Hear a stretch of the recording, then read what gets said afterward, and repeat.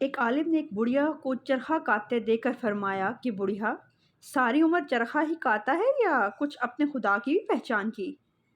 بڑھیا نے جواب دیا کہ بیٹا، سب کچھ اسی چرخے میں دیکھ لیا۔ فرمایا بڑی بھی، یہ تو بتاؤ کہ خدا موجود ہے یا نہیں؟ بڑھیا نے جواب دیا کہ ہاں، ہر گھڑی اور رات دن ہر وقت خدا موجود ہے۔ عالم نے فرمایا مگر اس کی دلیل؟ بڑھیا بولی، دلیل ہی میرا چرخہ۔ عالم نے پوچھا یہ کیسے؟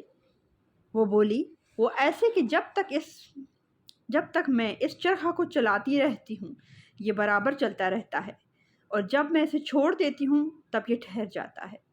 تو جب اس چھوٹے سے چرخہ کو ہر وقت چلانے والے کی ضرورت ہے تو زمین اور آسمان، چاند، سورج کے اتنے بڑے چرخوں کو کس طرح چلانے والے کی ضرورت نہیں ہوگی؟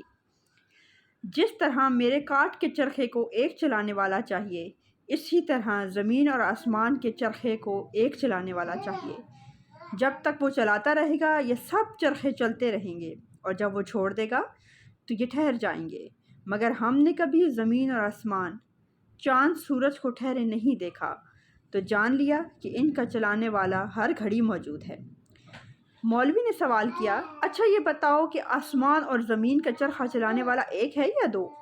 بڑھیا نے جواب دیا کہ ایک ہے، اور اس دعوے کی دلیل بھی یہی میرا چرخہ ہے، کیونکہ جب اس چرخے کو میں اپنی مرضی سے ایک طرف کو چلاتی ہوں تو یہ چرخہ میری مرضی سے ایک ہی طرف کو چلتا ہے۔